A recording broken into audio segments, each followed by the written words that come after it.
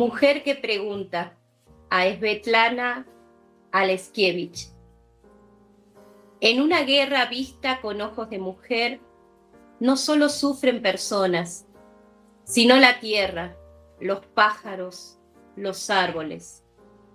Susurra en la levedad la voz de Svetlana, mientras transcribe en su diario de campo con trazo seguro lo que sus traductoras llaman el vivo reflejo del pasado. Un sitio donde la narradora coloca, casi oculta, a la alegría original y a la invencible tragedia de la existencia humana. ¿Qué rostros nos acerca a la historia? ¿Qué gritos calla? ¿Qué aroma resulta de la mezcla del alimento y la pólvora? ¿En qué lugar del cuerpo se alojan las náuseas? Una cronista retrata con exquisito detalle lo pequeño. Aparecen rostros de enfermeras, cocineras, lavanderas y francotiradoras. Y de pronto el cielo, que se superpone entre los párrafos que describe la tierra. ¿Qué aves huyen en bandada? ¿Qué dolor irradia de extremo a extremo la libélula que ha perdido una de sus alas? Una vez más, hacemos estos viajes literarios virtuales aquí en Restos Diurnos. Y una vez más nos vamos al norte argentino, más precisamente a Salta. Y ahí nos está esperando quien nos acaba de compartir uno de sus poemas. Ella es Laura Rojo y le damos la bienvenida. ¿Cómo estás? Hola Juanma, un placer de estar aquí la mañana de hoy contigo. Bueno, muchas gracias por aceptar este convite para charlar un poco, para conocerte también y por supuesto para que nos compartas tu poesía. Laura, quiero empezar por el principio, por ese bien atrás, que es cuando empezaron las ganas, el interés, la curiosidad por la poesía. Definitivamente, para dar respuesta a tu pregunta, me tengo que ir hacia la adolescencia. Creo que la adolescencia fue como esa argamasa, ese momento y esa página en la que empezaron los primeros trazos literarios. Si bien siempre me gustó escribir de niña, la adolescencia fue como que empezó a tomar una forma más de carácter literario, como vos me preguntás. Ese fue el momento justo. ¿Qué autoras, qué autores te conmovieron en esa época, que supongo que te empujaron o te llevaron con más determinación en ese camino de la lectura, si también ahí estaban los primeros versos? Y también preguntarte si esas autoras y esos autores, algunos todavía te acompañan o quedaron en esa mesita de luz de los recuerdos. Me acuerdo en esto de ser adolescente, la influencia también de la literatura como materia, ¿no? Entonces, si bien a mí me gusta mucho la poesía, en aquel momento en el secundario nos daban a leer mucho García Márquez, entonces empezar a entrar a esos mundos fantásticos. Y por otro lado, desde el lirismo, a Gustavo Adolfo Bécquer, por ejemplo, a Rubén Darío, que son lecturas que casi hoy no tengo, pero bueno, el ingreso al mundo poético desde estos grandes bates. Y después, para mí fue como un salto conocer la literatura de las mujeres latinoamericanas. Y de ahí, eso sí, siento como que no me desprendí más. Y si bien sigo leyendo lectura de escritores varones, es como que en la literatura femenina encontré también como mis hermanas de letras, ¿no? Por más que no, muchas de ellas no sean contemporáneas o no estén tan cerca geográficamente de donde estoy yo, fue como un redescubrir la literatura en la pluma femenina. Entiendo que has estudiado algo que no tiene nada que ver con todo esto que estamos hablando, ¿no? Como es la medicina. Entonces, me gustaría saber si esa elección venía siempre a la par de la lectura, si estuvo, digamos, si ese gusto por la lectura, por escribir y demás, iba de ese llamado que tuviste de la medicina para estudiar, si fue algo como que se fue como entreverando en tu vida, de la adolescencia ya a los 18, 20 años. ¿Cómo fue esa cuestión? Y bueno, ¿cómo llegaste después a animarte a llegar a las antologías? Me gusta tu pregunta y un poco que en la pregunta está la semilla de la respuesta.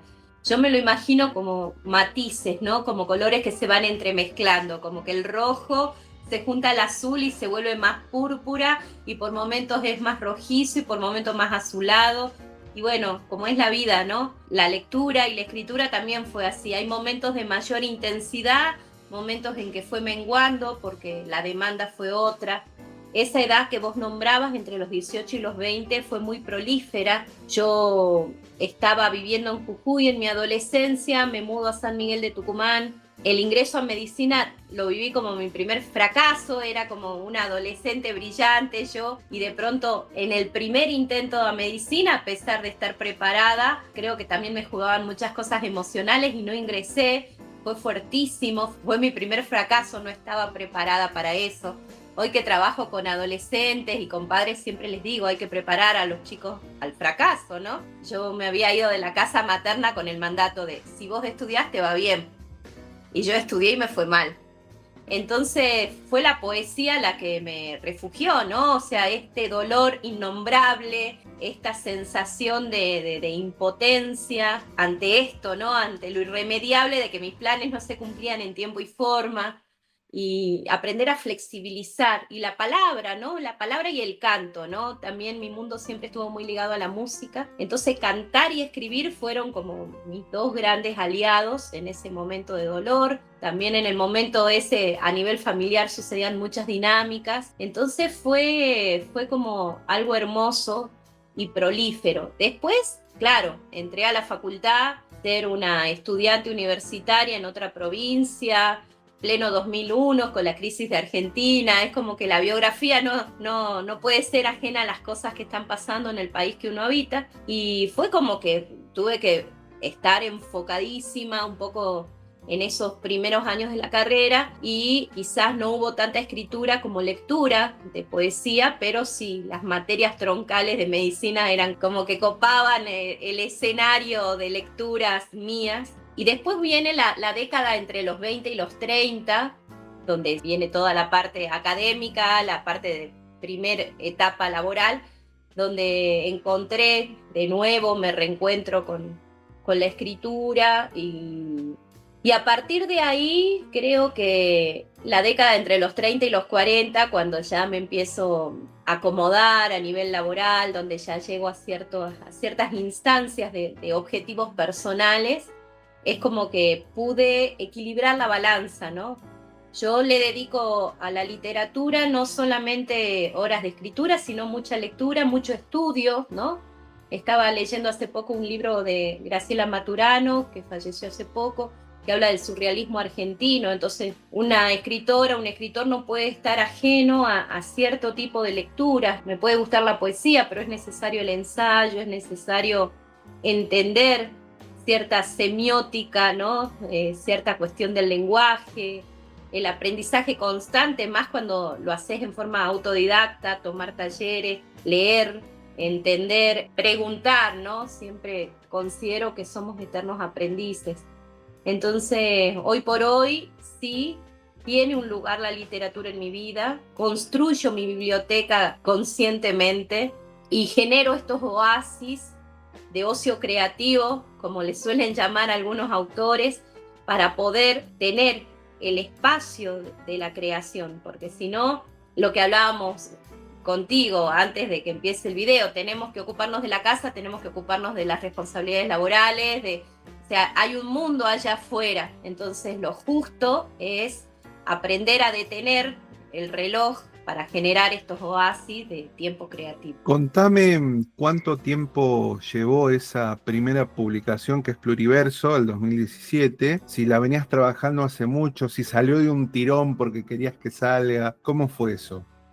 Ese libro fue un re laburo, fue un desafío. Yo solamente había participado de antologías.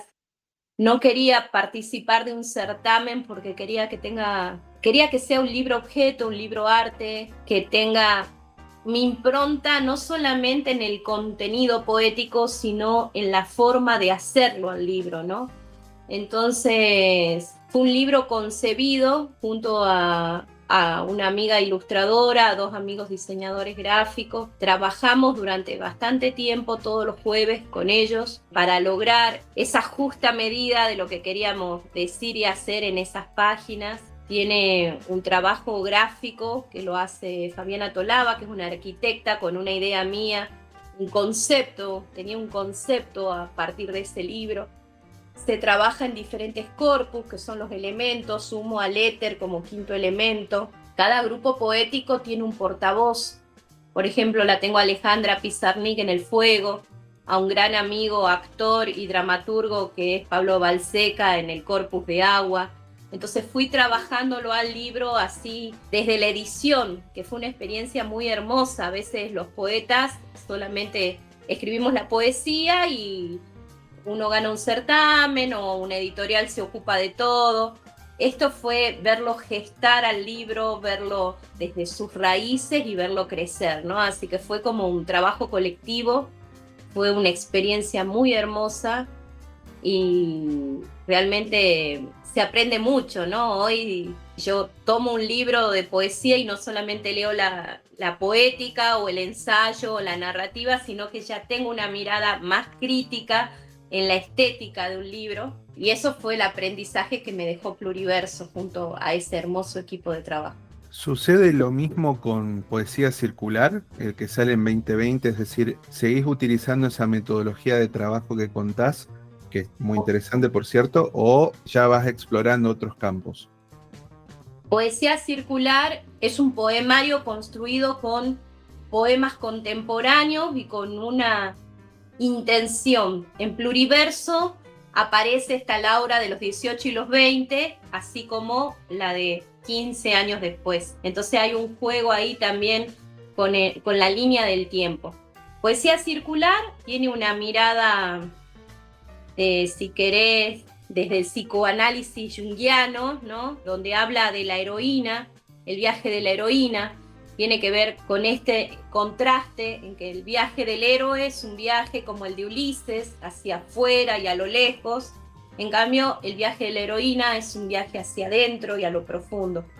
Entonces, Poesía Circular da cuenta de esto, de todo esto que te decía yo, de la lectura sobre mujeres, de mi trabajo como tallerista con adolescentes, de los talleres vivenciales que hago, donde hay como una exploración del yo, y esa voz que aparece, que es mía, pero también es una voz plural de lo femenino, fue dándole forma a un libro, pero con poemas de ese tiempo, de un tiempo acotado, digamos, no como pluriverso. Y desde el punto de vista de la edición fue muy hermoso porque yo se lo mostré a mi libro al maestro Manzano, que es un amigo, un maestro en La Habana, Cuba, editor él.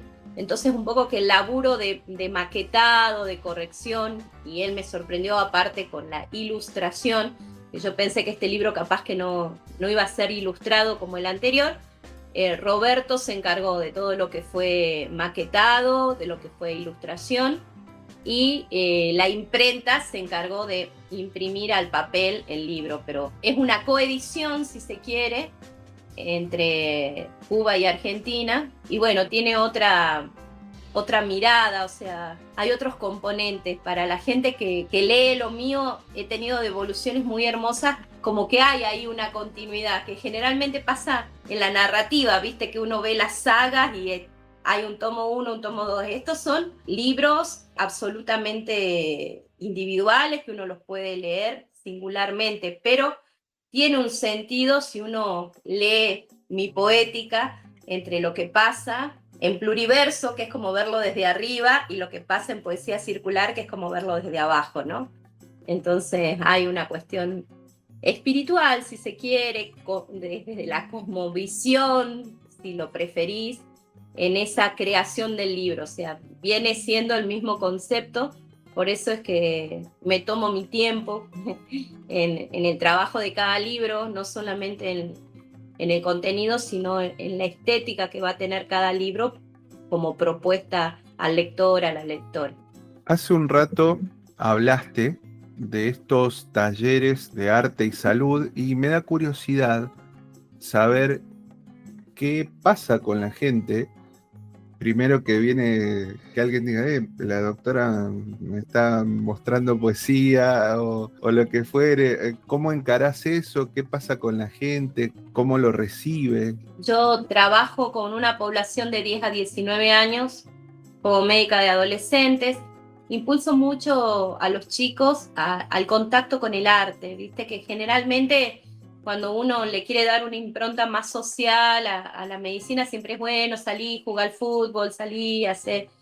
Obviamente la parte deportiva es algo que todo el tiempo insto a que los chicos 2 a 3 veces por semana realicen alguna actividad física, lo cual no es siempre deportiva. Puede ser malambo, puede ser otras cosas, pero con respecto a lo estrictamente artístico, veo esas facetas en esa edad tan importante que es la adolescencia y la juventud, y utilizamos el arte como un recurso. Entonces, a veces en plena consulta ellos pintan un mandala o construyen un microcuento o trabajamos la bitácora o un diario un diario que puedan ellos hablar o lo epistolar también, qué sé yo, ante la muerte de un abuelito, poder poner en palabras lo que pasó. Entonces, el dibujo, la palabra, el canto, la expresión, la danza, siempre lo artístico puede liberar y puede sanar. Entonces, creo mucho en el arte, me considero una persona que va tejiendo esos mundos entre ciencia y arte, entre cultura y salud. Entonces estoy mucho en esa construcción, en la construcción de esos puentes invisibles, ¿no? Hace un momento me contabas que parte de, para sanar ese, en tus palabras, ese fracaso que pasó al principio a los 18 20 años cuando fuiste a Tucumán para ingresar a la carrera de medicina, aparte de la lectura estuvo la música. Entonces veo también que te metiste de lleno con eso, ¿no? Tanto en el coro, escribiendo y demás. ¿Todavía seguís así metida como lo hacías, supongo, en este tiempo? ¿Estás más volcada de lleno a la poesía? ¿Estás tal vez ahora mismo componiendo algo? ¿Cómo vas con eso?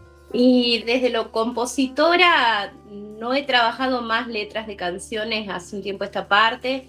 Desde lo coral sí, pertenecí hasta el 2021 de una formación que se llama Picante Coral, acá en Salta, que un poco también me gusta mucho destacar esto. A veces lo coral uno se lo imagina como muy solemne, muy coro de iglesia, muy prolijito. Y ya con el nombre de Picante Coral te imaginarás que era un coro bastante que trabajaba la música latinoamericana, que rompía un poco con esta estructura clásica de lo coral, con un profe muy creativo a la cabeza como director. Así que fue un tiempo muy hermoso, incluso cuando estábamos en pandemia, que no se podía salir tanto, pero ya teníamos los permisos. Él trabajaba aparte haciendo pan de masa madre, entonces el espacio de la cocina, que para mí es un laboratorio creativo la cocina de la casa de él, que era amplia, en el momento en que se estaba gestando, leudando toda esa masa madre, nosotros estábamos ensayando. Entonces fue como una experiencia muy linda, ¿no? De una metáfora viva, si querés, de lo que era esto, ¿no? Trabajar la voz, practicar letras de canciones en el momento en que el pan estaba ahí haciéndose. Fue como muy lindo. El espacio era como un living grande con cocina, entonces generaba ese salón la posibilidad de poner bancos espaciados y hacer un ensayo y trabajar un poco también esto, la corporalidad, porque hacíamos ejercicios de respiración. Entonces fue, no sé, para mí muy, muy importante, y supongo que para mis compañeros más aún, porque habían algunos que no salían de la casa salvo para eso, ¿no? Yo, como trabajadora de la salud, tenía la salida cotidiana de ir a mi laburo, pero para ellos era el momentito de salir en esos permisos primeros de tiempo de pandemia y hacer este cuerpo mayor de voces plurales. Entonces, ese tipo de colectivos siempre me parecieron como muy importantes en la vida, ¿no? En la vida de las distintas etapas del ser humano, no solamente de los adolescentes, sino de nosotros que habitamos las adulteces también. Esta cosa de sentirte alojada en la grupalidad me parece que enriquece muchísimo. Laura, te invito, si te parece bien, a que nos compartas algunos de tus poemas. Bueno, el primer poema que les compartí temprano es un poema inédito que forma parte de un libro en el que estoy trabajando. Ahora les voy a compartir de poesía circular un poema que se llama Perséfone. Arrancó un lirio y se abrió la grieta en la tierra. Asomó al tártaro y puso en su boca la fruta. Supo entonces la lección de degustar en el inframundo la granada. 6 o 7 granos púrpuras bastaban para arder en el infierno. Aprendió a templar el caldero, arte que no habría desarrollado con la sutil creación de guirnaldas. Mientras dormía la primavera su adagio de flores, se anticipó a desarrollar pócimas para atraer el bien. Puso en el fuego canela en rama, una cucharada sopera bien cargada, un racimo de romero previo a su floración. Cortó un ramito de salvia, lo deshojó. Sobre la preparación, junto con la manzanilla en su equivalente en gramos. Salpimentó con pimienta negra y sal marina. Mezcló a favor de las manecillas del reloj, inhalando el profundo aroma del conjuro. Cada cuarto menguante decía para sí: abracadabra, crearé lo que hablo. Y soñaba con regresar a los campos sembrados, besando como amuleto un pétalo de lirio que guardaba en el bolsillo de su delantal. Perséfone pertenece a uno de los poemas de Integrar la dualidad, que es una de las partes finales. Poesía circular es un viaje en círculo, como lo dice su nombre, y Perséfone junto a Inefable y a Calendario de Agua pertenecen a este corpus. Siguiendo con el mismo libro, voy a compartirles otro poema titulado Medicina del jaguar. Convoco al jaguar a su energía congruente y a su garra certera, a la criatura que merodea mis sombras, hasta desnudar el parlamento de mi personaje y volverme un ser vertebrado que va olfateando los olores de la tierra. Convoco al jaguar, a su sangre espesa y caliente que invita a saltar desde las penumbras hasta el andén de los versos. En las junglas densas destrama la palabra y la transforma en bocanada felina, medicina del jaguar. Asiste a las márgenes de un río, cuyo nombre ignoro en el decir borgiano, y permanece furtivo en sus 4 patas, hasta divisar la presa y saciar su hambre. Regresar al recinto de los sueños, con el cerebro límbico colmado de venados, conejos y poesía. Y para terminar con poesía circular, dado que estamos en eclipse lunar en estos tiempos, me parece oportuno compartirles el poema que está en la página 53, que se llama Calendario de Agua. Singular erotismo cuando los astros insinúan sus polos, sombra cóncava que besa apagando el fuego como antesala del amor. Hay algo de medicina al soltar el lastre y zambullirse en el flujo oscurecido de verdades, penetrar al territorio añil que desdibuja la rueda solar e invita a un nuevo orden. asomar a lo nocturno, rostro femenino que estremece las estructuras, desmoronando la solidez en un tentempié de caricias. Un vientre tañido de campanas, ruido de humo, bucear los mundos sumergidos del océano interior.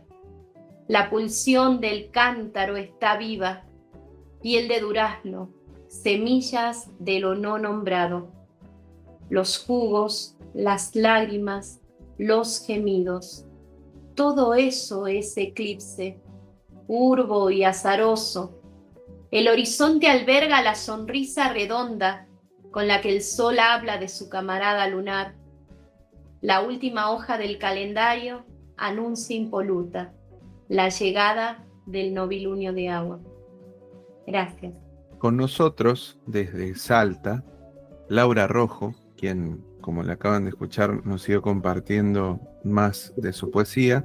Y Laura, me gustaría saber, algo anticipaste, tanto en la lectura esta reciente como en la del principio, en la apertura, que ya estás trabajando en poemarios. Entonces, tomando estos detalles que me has contado de cómo lo fuiste trabajando, esa singular manera de trabajar los poemarios anteriores, si esto sigue en esta línea, estás explorando algo distinto. Y también me surgió la curiosidad de saber, ya que estás con el canto, por ejemplo, si en el ámbito de la literatura tenés pensado explorar otros terrenos, como por ejemplo la narrativa, tanto de novela o de cuentos, si están tus planes o no, solamente de lectura.